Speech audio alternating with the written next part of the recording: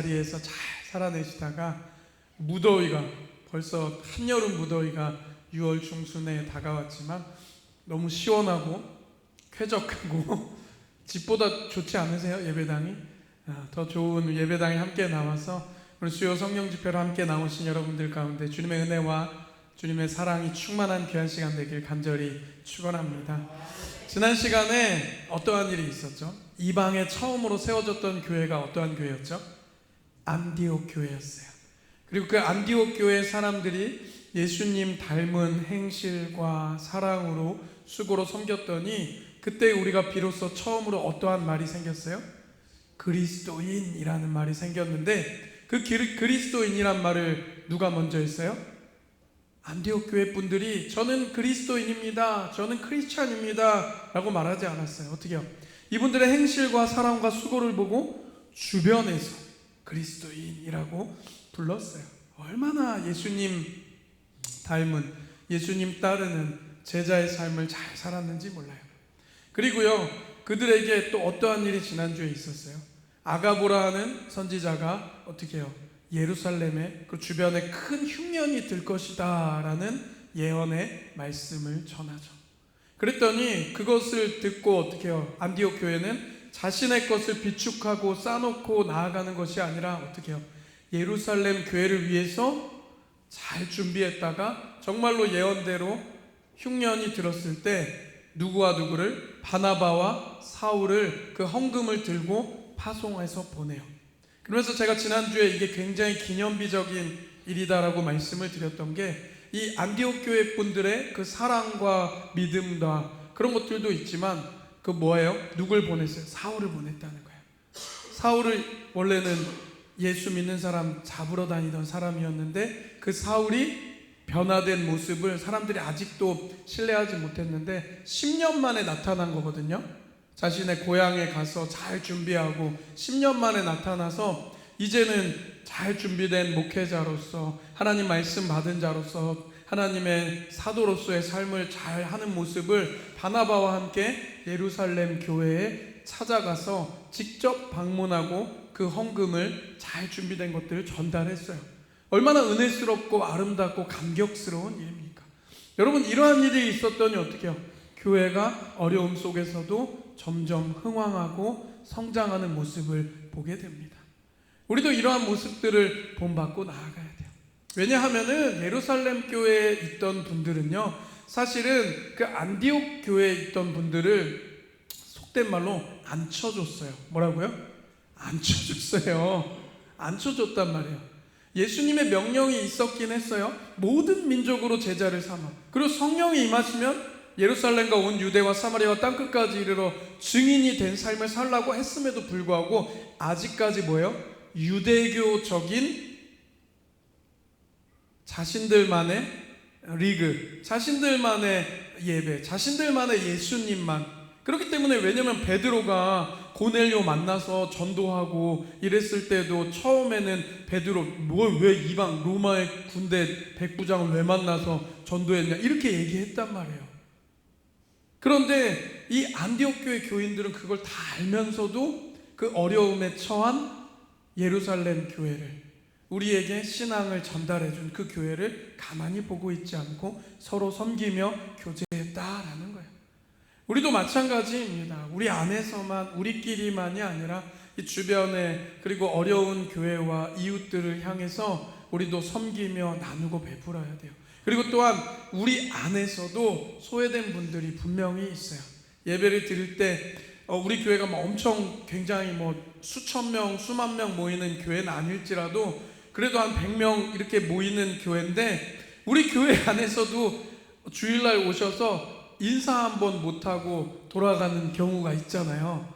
저도, 제가 담임 목사인데 저도 인사를 못 드린 분들도 계실 때가 있어요. 왜요? 누가 주일이 되니까 찾아오죠. 기도를 부탁하는 분도 계시고 상담 부탁하는 분도. 이런데 제가 그럴 때는 제가 못하면 누가 해야 돼요? 장로님들이 찾아가시고 권사님들이, 집사님들이 그런 분들 찾아가셔야 돼요. 처음 오시는 분들 좀 쭈뼛쭈뼛 하시는. 그래서 제가 얼마 전에도 새로 성도님이 오셨는데 그분을 제가 누가 안내해 달라고 그랬더니 오늘 이 자리에 계시네. 누구라고 얘기는 안 할 텐데 어떤 모 권사님이 에이 목사님 제가 갈게요 하고 딱 손을 잡고 그분을 모시고 식당에 올라가더라고. 너무 아름다워.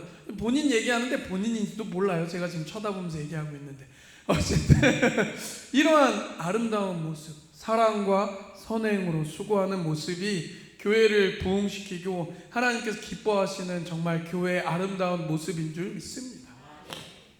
그런데요, 이렇게 교회가 잘 성장하고 아름다운 모습으로 나아가면요, 시기하고 질투하고 사단의 방해와 공격이 항상 있어요.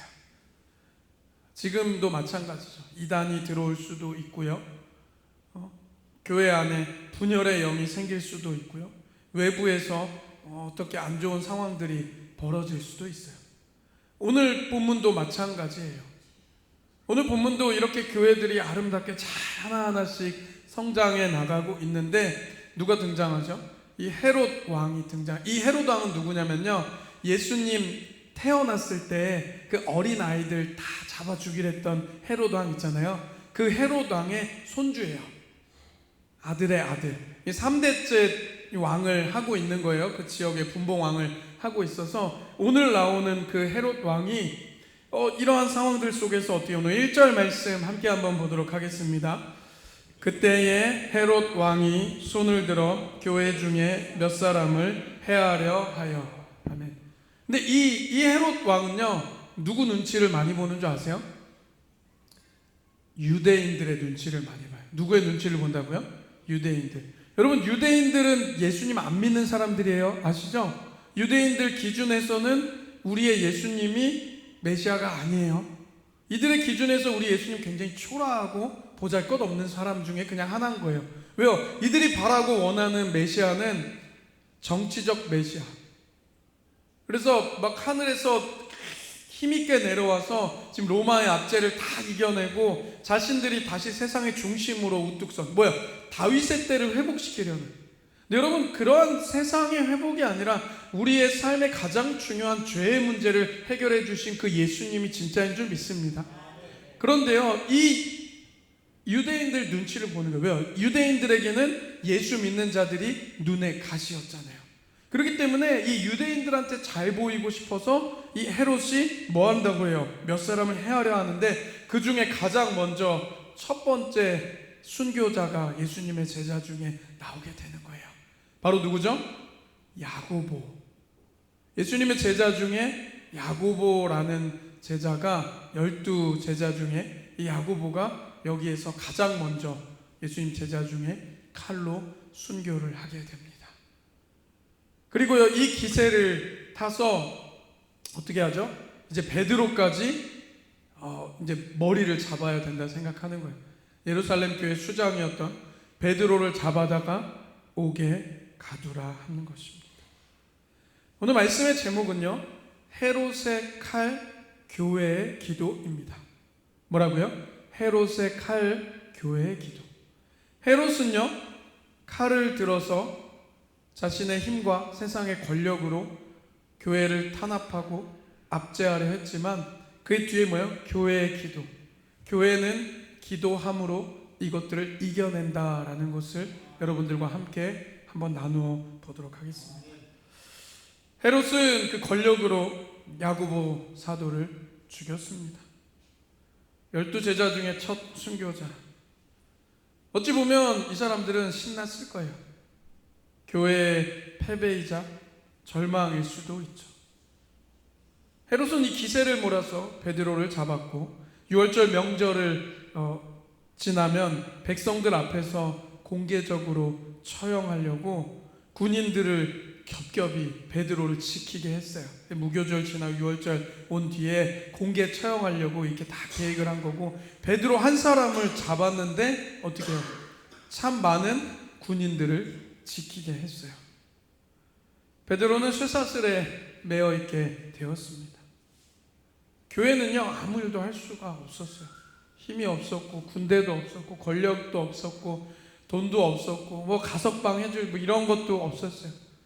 그러나 성경은요, 이 모든 절망을 반전시키는 한 말씀을 우리에게 전합니다. 오늘 5절 말씀 함께 한번 보도록 하겠습니다. 본문 5절입니다. 시작. 이에 베드로는 옥에 갇혔고 교회는 그를 위하여 간절히 하나님께 기도하더라. 아멘. 여기서 말하는 간절히라는 말은 헬라말로 ektenos라는 말을 하고 있는데, 이 ektenos 간절히라는 뜻은 무엇이냐면 줄다리기 같은 거 할 때, 아니면 어떠한 물건을 끌을 때요, 무거운 것들을 사력을 다해 줄을 온 몸을 다해 온 힘을 다해 당기다라는 간절히라는 뜻을 가지고 있어요. 근육이 찢어질 정도로 큰 힘을 다하여서 간절히 하나님께 기도했다라는 것입니다. 그래서 이들이 어디에 모여서 기도했죠? 마가 요한의 어머니의 집, 성령을 받았던 그 마가 요한의 집에서, 그 성령 받았던 그곳에 다시 모여서 사력을 다해 기도했다라는 것입니다. 세상은 교회를 묻기 위해 쇠사슬을 준비했고 성문을 닫았지만, 교회는 그 쇠사슬을 끊기 위해 무릎을 꿇었습니다. 헤로데게는 백성을 움직일 군대가 있었으나 교회는 우주를 움직이는 하나님이 계신 줄 믿습니다. 교회의 가장 강력한 저항은요, 칼을 드는 것이 아니라 전능하신 하나님 앞에 무릎을 꿇는 것인 줄 믿습니다. 우리는 할 수 있는 것이 없지만 세상 그 어떠한 누구보다 위대하신 그 주님께 무릎 꿇었을 때 우리의 전쟁은 나와 우리를 대적하는 사이가 아니라 하나님과 우리를 대적하는 사이로 바뀌는 줄 믿습니다. 그러면 그 전쟁은 누가 이기죠? 하나님이 승리하시는 줄 믿습니다. 밤중에 주의 천사가 나타나 감옥에 빛을 비추고 베드로의 옆구리를 쳐 깨워 쇠사슬을 벗겨내고 성문 밖으로 이끌어 내십니다. 베드로는 처음에 이것이 환상인 줄 알았어요. 그러나 천사가 떠나고 차가운 밤 공기를 맞이했을 때 비로소 정신이 들게 됩니다. 오늘 11절 말씀 함께 한번 보도록 하겠습니다. 11절 말씀입니다. 이에 베드로가 정신이 들어 이르되 내가 이제야 참으로 주께서 그의 천사를 보내어 나를 헤롯의 손과 유대 백성의 모든 기대에서 벗어나게 하신 줄 알겠노라 하여. 아멘. 아멘. 이 말씀을 보면은 유대 백성의 모든 기대라는 표현이 나와요. 뭐라고요? 유대 백성의 모든 기대. 유대 백성의 모든 기대는 뭐예요? 베드로 또한 죽임을 당하거나 주님의 교회가 무너져 내리게 되는 것을 그들의 기대, 유대인들의 기대, 헤롯의 손과 유대 백성의 모든 기대에서 건지신 줄 아노라. 세상의 기대로는 베드로의 죽음이었습니다. 교회가 성장하는 것이 멈추고 교회가 파괴되는 것이었습니다. 하지만 하나님의 계획은 세상의 기대를 비웃으시는 줄 믿습니다. 헤롯은 성문을 잠그고 파수꾼을 세웠으나 하나님의 천사는 노크도 하지 않고 감옥을 통과한 줄 믿습니다. 세상에 아무리 완벽한 장벽을 쌓아도 하나님의 주권적 작정은 단 하나의 쇠사슬도 남기지 않고 파괴하신 줄 믿습니다. 주님이 살리시기로 작정하셨으면요, 헤롯의 칼은 한낱 녹슨 쇠 막대기에 불과한 줄 믿습니다. 베드로는 자기도 처음에 환상인 줄 알았어요. 그런데 깨보니까 하나님 다 정리를 해주신 거죠. 나중에 이제 사도 바울이 실라와 감옥에 갇혔을 때도 어떻게 해요? 하나님께 찬양하고 노래 불렀을 때 착고가 풀리고 옥문이 열리고 지진이 일어나는 것을 경험하잖아요. 그들도 오늘의 이 장면이 떠올랐을 거예요. 그래서 보면은 제가 그냥 본문을 읽다 보는 건데, 베드로의 모습보다 원어적으로 봤을 때 바울과 실라가 조금 더 덜 당황해요. 왜요? 한번 베드로가 했던 것을 자기들도 전에 들었을 것 같아서 굉장히 더 자연스럽게 행동해요. 베드로는 지금 굉장히 깜짝 놀래거든요. 이런 일을 자기가 지금 처음 경험하고 있는 것이니까. 베드로는요, 정신을 차리고 곧바로 교회가 모여 기도하고 있는 이 마리아의 집으로 향합니다. 그런데 베드로가 대문을 두드렸을 때 로데라 하는 어린 여자아이가 영접하러 나왔습니다. 그래서 이 여자아이는요, 누구의 음성을 들었어요? 베드로의 음성을 듣고 어떻게 해요? 기뻐하여 문도 열어주지 못하고 안에 들어와서 외쳐요. 여러분! 베드로 목사님이 지금 대문 앞에 서 있습니다 라고 했습니다. 그런데요, 오늘 15절 말씀 함께 한번 보도록 하겠습니다. 15절 말씀입니다. 그들이 말하되 네가 미쳤다 하나 여자아이는 힘써 말하되 참말이다 하니 그들이 말하되 그러면 그의 천사라 하더라. 아멘. 여러분, 이게 어떠한 장면과 어버렛되는 줄 아세요? 예수님이 부활하시고 제자들을 찾아오셨을 때도 어떻게 해요? 여자아이 하나가 예수님 오셨다고 하는데 믿어요, 안 믿어요? 안 믿어요. 근데 그때 예수님 어떻게 하세요? 예수님 그때는 이제 진짜 참 하나님의 모습이시잖아요. 어떻게 해요? 그래서 그 문을 통과해서 문 안 열고 그냥 들어가신단 말이에요.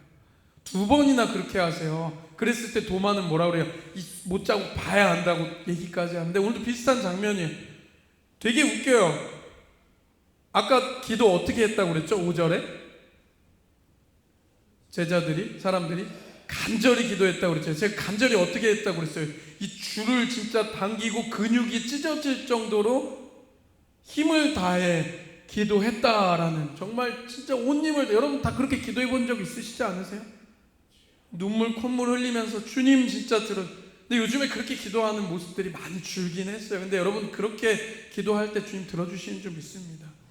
왜 사람이면 조용히 기도하는 것도 있어요. 뭐 방언 기도도 여러 가지 기도 스타일이 있지만, 그런데 가끔은요 여러분, 가능하신 분들은 강권해서 기도할 때도 있어요. 필요해요. 무릎 꿇고 정말 안 되면 진짜 죽으면 죽으리다 하는 애통한 마음으로, 다들 젊었을 때 그렇게 기도했던 기억이 있으시죠? 그런데 여러분 지금도 여러분 젊은이세요. 지금도 필요한 마음의 소원들과 해결해야 할 문제들이 있을 때 간절히 가끔 그렇게 기도해야 할 줄 믿습니다. 그런데요, 자기들이 그렇게 간절히 기도해놓고서 이 로데라는 여자아이한테 지금 뭐라고 얘기했어요? 미쳤다. 제가 지금 욕한 거 아니에요. 성경 써져 있는, 굉장히 좋아하시네 권권사님. 근데 제가 지금 성경에 써 있는 대로 저는, 네가 미쳤어? 어떻게 베드로가 나와 지금 감옥에 갇혀 있는데? 근데 자기들은 뭐예요? 풀어달라고 지금 기도해놓고선 그래요. 이 모습 보면서 어떻게 하세요? 여러분 어떻게 생각되세요? 우리의 모습이 아닌가 저는 생각해 봅니다. 열심히 기도해놓고 기적이 일어났는데 내가 어리둥절할 때가 있어요. 근데 이걸 가지고 정죄하고 그럴 건 아니에요. 사람은 부족하고 연약해요. 하지만 우리 예수님 뭐라 말씀하세요? 겨자씨 하나 할 만한, 겨자씨 진짜 작잖아요. 이게 손톱보다 더 작은 이 겨자씨 하나 할 만한 믿음이 있어도 어떻게 해요? 이 산에서 저 산이 옮겨진다. 할렐루야 말씀하셨습니다.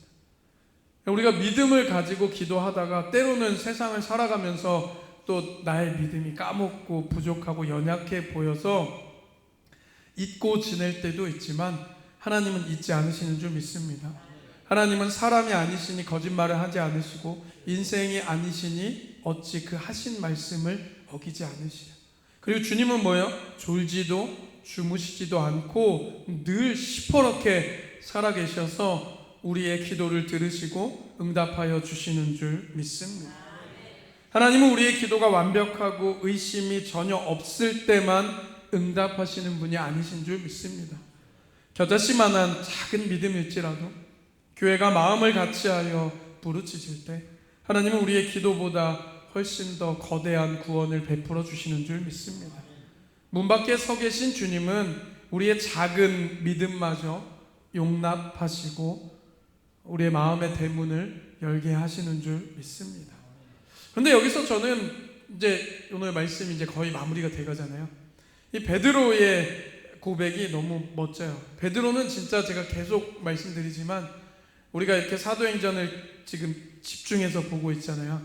베드로가 어떻게 해요? 점점 그의 모습이 변은 익을수록 고개를 숙이고 그가 점점 시간이 지날수록 누굴 닮아가요? 예수님 닮아가요. 어떻게 해요? 옛날 같으면요 베드로 우쭐했을 거예요. 마태복음에서도 예수님 능력 주셔가지고 제자들이 막 병자 고치고 막 이렇게 보고할 때 막 신나요. 근데 이제는 베드로가 어떻게 얘기해요? 오늘 17절 마지막 함께 읽은 본문 함께 보도록 하겠습니다. 베드로가 그들에게 손짓하여 조용하게 하고 주께서 자기를 이끌어 옥에서 나오게 하던 일을 말하고 또 야고보와 형제들에게 이 말을 전하라 하고 떠나 다른 곳으로 가니라. 아멘. 하나 보고 넘어갈게요. 분명 예배 끝나고 곽영윤 집사님이 저한테 또 질문하실 거예요. 야고보가 죽었는데 또 나타났다. 이건 누구냐? 네. 맞죠 집사님? 이 야고보는 아까 죽었던 야고보는 예수님의 제자가 순교를 당한 거고 여기 나온 야고보는 예수님의 남동생 야고보예요. 야고보서를 기록했던 예수님의 남동생 야고보. 그러니까 예루살렘 교회 기둥과 같은 장로님, 목회자라고 보시면 돼요. 그 야고보에게 이제 보고를 하는 거예요. 그런데 여기서 베드로는요, 내가라는 말이 하나도 없어요. 그러니까 우리는요, 살아가면서 자주 쓰는 단어가 내가 뭔지 생각해 봐야 돼요. 내가 해봤는데, 우리가 이거 많이 해봤는데, 내가 젊었을 때 잘 나갔는데, 내가 예전엔 그랬는데, 내가 자주 쓰는 단어가 그 사람입니다. 베드로도 예전에는 그랬어요. 혈기가 왕성했고 그랬는데 이제 점점 내가라는 말은 사라지고 그 내가의 자리에 예수 그리스도가 살아있는 줄 믿습니다. 내가. 여러분 우리도요 인생 가운데 시간이 지날수록 신앙이 깊어질수록 내가 쓰는 단어들에 나를 빼고 주님을 집어넣길 원합니다. 내가 이렇게 열심히 해서 내가 이렇게 빠지지 않고 내가 열심히 뭐 헌금도 하고 봉사도 하고 아니에요. 주님의 은혜 아니면 우린 단 하루도 살아갈 수 없는 존재인 줄 믿습니다. 그렇기 때문에 우리가 지금 읽은 방금 이 17절 말씀에 뭐라고 해요? 주께서 자기를 이끌어 주님만 드러내는 인생을 사는 거예요. 그리고요 또 뭐 했어요? 마지막 뒤에 보면은 뭐예요? 그리고 또 뭐예요? 야고보와 형제들에게 이 말을 전하라 하고 또 어디에요? 떠나요. 거기에 그냥 있었으면요 무용담일 수도 있어요. 야 예수님 이거 나 이렇게 해주셔가지고 지금 내가 풀려 안 보이냐? 아니에요. 바로 또 떠나서 주님 전하러 가는 줄 믿습니다. 점점 예수님 닮아가는 거예요. 왜요? 예수님도요 그러니까 성경을 이렇게 보면 되게 재밌어요. 그럼 오병이어 기적 일으킨 다음에 어떻게 해요? 사람들이 예수님 왕으로 삼으려고 하잖아요. 그럴 때 예수님 뭐 하세요? 강을 건너 한적한 곳에 가서 기도하라고 하시는 거예요. 베드로도 이제 자기가 막 떠오르는 거예요. 와, 내 예수님 따라다녔을 때 그거 몰랐었는데 이제 성령 받으니까 알겠다. 겸손하게 그렇게 성실하게 주님을 전하는 자로 살아가는 거예요. 주님만 드러내고 그는 또 겸손하게 하나님의 복음을 위하여 떠나는 거예요. 그는 걱정할 것이 없었어요. 두려울 것이 없었어요. 늘 주님이 함께 하시고 자기의 있던 자리에 주님으로 가득 찼기 때문에 그는 늘 주님으로 살아갔던 사람인 줄 믿습니다. 말씀을 정리합니다. 사랑하는 성도 여러분, 오늘 본문은 세상의 거대한 권력 앞에 서 있는 우리에게 질문합니다. 지금 사방에 가로막힌 감옥과 같은 현실 속에 헤롯의 칼날만 보며 두려워하고 있으십니까?